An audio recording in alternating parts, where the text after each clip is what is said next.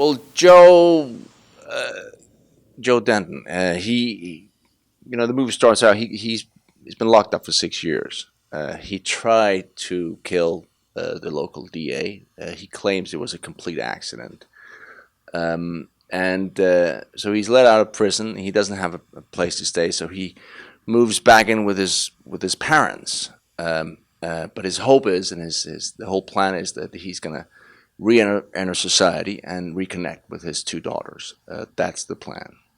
So I love noir, I love pulp, just in general, just all of its trappings, and I do love man out of prison movies. I do, it was like Cisco Pike and what's that one, Straight Time, stuff like that, but also I don't know, I do like how indulgent they got later on, where after a while, I don't know, maybe I'm throwing Sean Penn movies under the bus, but I just always imagine a genre of like Sean Penn leaving prison, and he just like has sex with a bunch of people, and like his crimes are sort of vague, but he's forgiven instantly, but it's still pretty dramatic. Maybe that doesn't exist. Maybe that's just in my head. But I don't know, like this book, it felt like it had all the fun ingredients that I'm pretty attracted to. A bunch of psychotic criminals, people that are very self-involved. There's just, I don't know, there's a lot there, but it also felt like there was room to kind of push things in a way that was kind of an experiment with audience identification, because I think that's something that I always have a good time with, where, you kind of choose who you're putting in front of the audience, and then they kind of have to go with it. And it's just interesting to see how far along they will follow a guy, even if he's doing things that you would, think are pretty awful. And this seemed like it had a lot of room to play that game. I was a fan of Evans, and he approached me with the project already underway, and I would have been happy to work on anything that he was working on.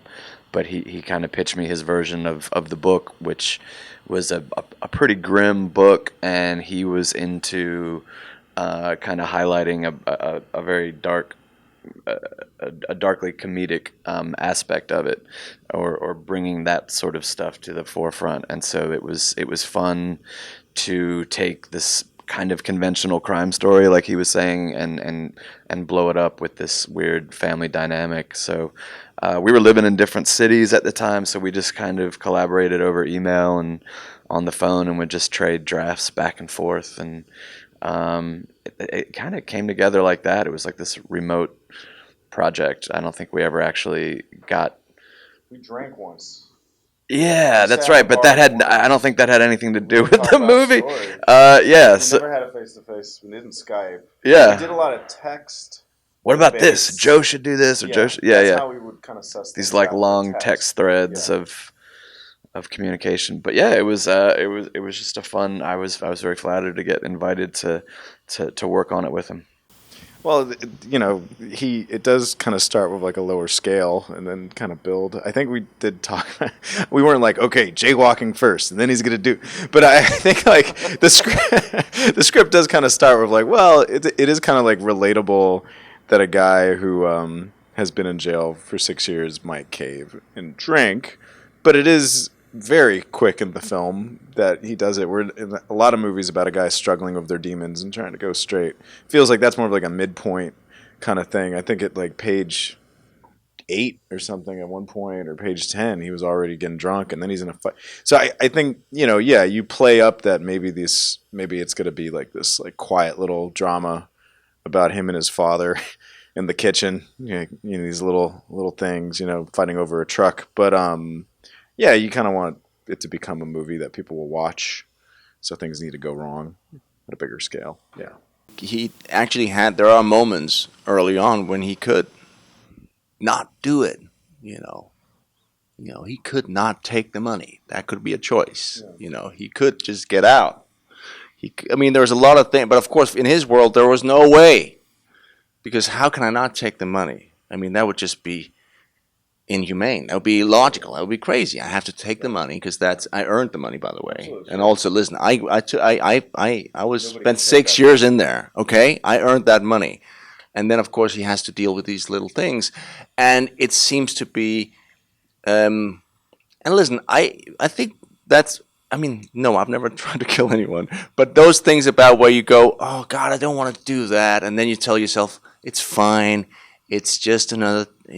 Just do that. Just one more month of this, and then I'll be fine. And then you end up digging yourself deeper, and that's what he does throughout the movie. He actually thinks there's an easy fix, but there is no easy fix. I mean, the fix for him fundamentally would be that he woke up and realized that I have to, reboot myself, and that's too. That would take too much work for Joe. But I find it. I think he's a very. I actually, I liked him. I like to play him. I think he's kind of a nice guy. Sure. No, but I think I actually think he's a nice guy. There's a scene.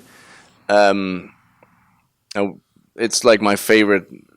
Just this little line. It's the very end of the movie. And he's I shouldn't. Well, it's a spoiler, but it's not a spoiler. He has these two daughters. He's not allowed to go there, but he insists that he's going to go there, and he's got this money, and finally he's going to go there, and he says, "I'm going to give them the money, most of it," which kind of is just the key to this guy. Like, yeah, I'm going to do the right thing. I'm almost going to do the right thing. I'm not going to do the right thing, but I like the idea of doing the right thing, and the idea is enough. The fact that I thought that I was going to do the right thing shows that I'm a good guy. Well, that's what I want to know. Yeah. It was this action scene at the end because we had no time to shoot it. And I remember, always talking about, to do this thing, we should probably have like 3 days and like a splinter unit and like all this stuff. Because like you always look at these things as it's going to have all this scale or going to have all this like wide shots of people blowing each other away, and then it comes time to do it. It's like, all right, you got basically half a day.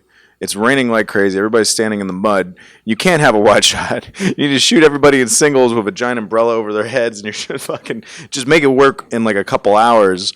So, you go to this junkyard, and that there's so much business that you got to do. It's like he's got to be fighting a giant Russian. There's explosions and fire, squibs. He's standing in the rain. There's all this lightning possibilities. And giant rats. I've never seen rats. Giant rats. There's a hornet's nest. Little dog rats. Yeah, there's a hornet's nest that could be disturbed. There's a moment when the stunt coordinator comes to me just before this explosion is going off, and he's not telling the rest of the crew. And he comes to me and says, "Okay, Nick, just so you know, there's a hornet's nest. If I look at you and go run, you just run as fast as you can because they're nasty. But I don't want to scare people. So just pay attention to what I say. Okay, we're ready. Let's go." Yeah, we didn't know what was going to happen, but his belief. Explosives into his belief that there'd be enough explosives to incinerate all of the hornets, so as to keep them from hurting anybody. But it just, and then it blew up. It was true though. He destroyed all the hornets, which is awful. So that's why we don't have that disclaimer at the end of the movie that no animals were hurt. So that was horrible. There was no time to do it. But I think it fits the nature of the events that transpire. But yeah, you want to do Leone. At the end of the day, you do Katz. I think probably any of the sort of confessional stuff with Nick and Molly, where he has to kind of articulate this believable case, and she has to articulate this like putting her faith in him, and then also not tipping our hand in that moment that this is, I guess, a spoiler. I don't know how mindful we need to be of that, but tipping our hand that there is something wrong with her as well. It's because it's based on everything we know about Joe by that point. There's no person in their right mind who's going to be on his side by that point of the story. You say that, right? What's that? But then you look at life, and that's the big thing about girls like that. Is that true? Isn't that what that whole, it's true. Here's doing it all wrong, man. All right, one person who watched the movie told me that she thought the most villainous person was the DA. Who told you that? She's the girl carrying the KKK. Oh, yes, of course. She thought that the DA was the most sinister character in the movie. Okay. Well, then, there's no accounting for and then taste. a friend of ours, wife, and I won't say who, was like, "Oh, I felt so bad for Joe. His mom was the villain. She was horrible." Who was that? That's true. Oh, it was JT's wife, wasn't it? Yeah, the conversation stuff, that was tricky to write. But it was, for me, I got to go up and got to do the action scene and some fun stuff in the bars. So it was, I was there for a very brief amount of time. So there was nothing, I would never complain about anything that I got to do up there. That was fun. We had a cat that didn't really behave. Our actor cat.